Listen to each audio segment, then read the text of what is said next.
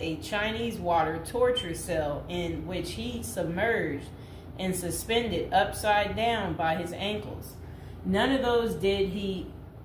I guess he was able to get out and survive. So Houdini's heart-pounding getaways usually involve a healthy dose of trickery, and but they were also genuine risks.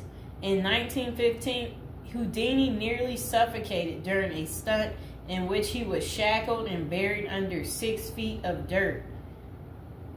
Houdini had made a career out of surviving the impossible, which only made the circumstances of his 1926 death all more mysterious. The 52-year-old performed before a packed audience in Detroit on October 24th, but was rushed to the hospital afterwards with an apparent case of appendicitis. He died just a week later on Halloween, leaving his legions of admirers bewildered. Okay, so an obituary in the New York Times expressed shock at the passing of the man who so often had seemed to thousands to be cheating the very jaws of death. And I want to talk about something else. So I've been to Detroit, and I don't remember anybody talking about Houdini there. And I think they should have had some of his cool, iconic stuff there. But I did see they had Houdini stuff in Las Vegas when I was in Vegas. So, I don't know why they don't have it set up in Detroit. So Houdini's final performance. The strange series of events that led to Houdini's demise had kicked off several weeks earlier on October 11th, 1926, while being shackled into his Chinese water torture cell during a performance in Albany, New York. So it says he was struck on the leg by a piece of faulty equipment. He hobbled his way through the rest of the show, but was later found to have sustained a fractured left ankle. Against doctors' orders, Houdini continued his torture and traveled to Montreal, where he gave a lecture at McGill University. Just a few days later, on October 22nd, he invited some McGill students to visit him in his dressing room at the Princess Theater. The magician's sore ankle was still bothering him, so he plopped down on a couch while the group chatted. At some point, a student named J. Gordon Whitehead arrived and asked Houdini if it was true that he could resist hard punches to his abdomen, a claim that the magician had supposedly made in public. According to witness Sam Smits, when Houdini said the rumors were true, Whitehead abruptly delivered 4 to 5 terribly, forcibly deliberate, well-directed blows to his stomach. Houdini was still reclined on the couch and had no time to prepare for the punches, which appeared to leave him in considerable pain. And now would be a good time to like the video and to subscribe to my channel. Do you like this new series? This is the Death series, and there will be more series to come and more episodes from the Death series as well. And do you like my prison series? And if you haven't checked out my prison series I created just for you, you can go ahead and check out my playlist. And there's also a love spell series that I think you will enjoy too checking out. Okay, so Houdini brushed off the incident at the time, but that same evening he began to complain of discomfort and stomach cramps. His condition only worsened the next day when he boarded an overnight train to Detroit for a new run of performances.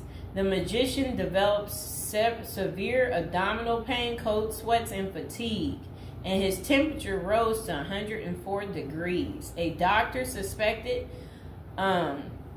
appendicitis and instructed Houdini to go to a hospital, but the performer insisted on taking the stage for his opening night show at Garrick Theater. Isn't that really funny? He still wanted to work even though he wasn't doing so well. Okay, he proceeded to struggle through his routine before collapsing immediately after the final curtain. The show would be Houdini's last. The same night, he was taken to a Detroit hospital and prepared for surgery. Doctors successfully removed his appendix, which was found to have ruptured several days earlier. but it had already poisoned his insides. Despite a grim prognosis, the magician clung to life until October 31st, when he died with his wife Bess and his 2 brothers by his side. The official cause of Houdini's death was listed as peritonitis caused by a ruptured appendix. At the time, the magician's doctors firmly believed that the illness was the result of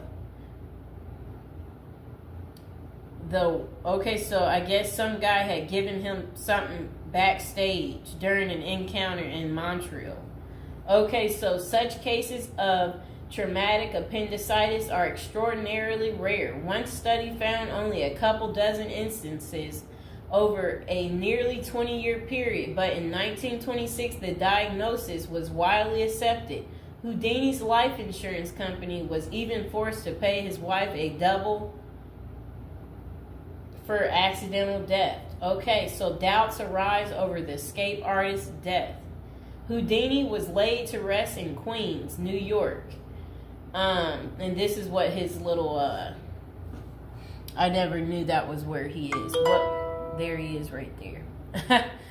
Okay, that was his tombstone. Okay, so look, maybe I can put that tombstone as the thumbtack, people. Okay, so Houdini was laid to rest in Queens on November 4th, 1926, but rumors about his unusual death have persisted ever since.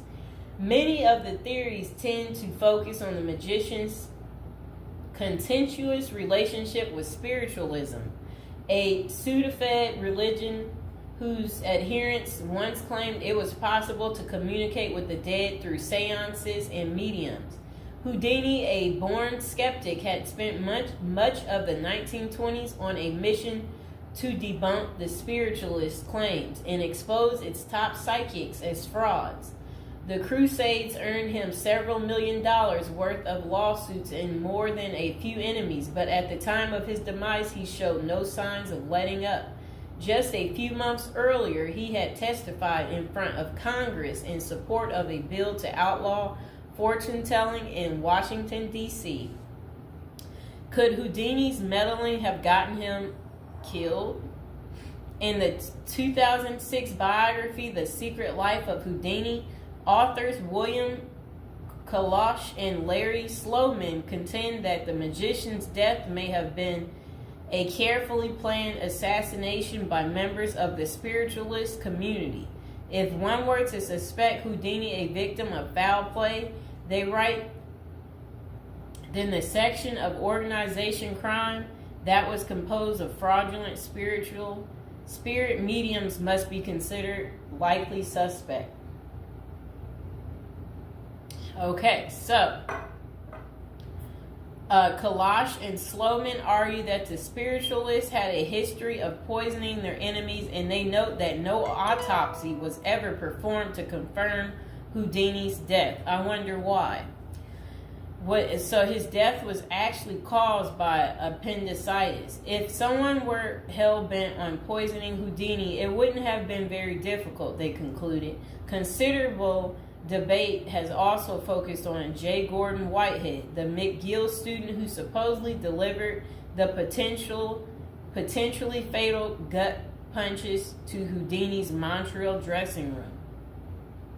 In the 2005 book, The Man Who Killed Houdini, author Don Bell floated a theory that Whitehead may have been in league with the spiritualists, some of who had previously threatened to harm Houdini or have him beaten up. Bell concluded that there was not enough evidence to connect Whitehead to any kind of criminal plot, but others have argued that he was an enemy agent who stalked Houdini during the magician's time in Montreal. Okay, so was Houdini murdered? The true cause of Houdini's demise may never be known for sure, but the majority of scholars tend to dismiss the murder theories as mere speculation. For them, the more pressing question is whether Houdini's ruptured appendix had any connection to the stomach blows he received a few days earlier. Don't forget to like the video, and if you're new to the channel, go ahead and hit that subscribe button. So while the evidence shows that such conditions is indeed possible, many consider it more likely that Whitehead's punches simply caused Houdini to ignore an already existing case of appendicitis. By the time the magician finally sought out treatment, the theory goes it was already too late. Interestingly, perhaps the most sought after source for information about Houdini's death is none other than Houdini himself in what amounted to his ultimate test of the spiritualist's claims. The magician promised his wife Bess that he would try to communicate with her from beyond the grave. Bess went to hold an annual Houdini seance for 10 years before finally abandoning the search in 1936. Fans and fellow magicians have since made the seance a Halloween tradition, but thus far, the great Houdini's ghost has refused to speak. I wonder why. So I hope you guys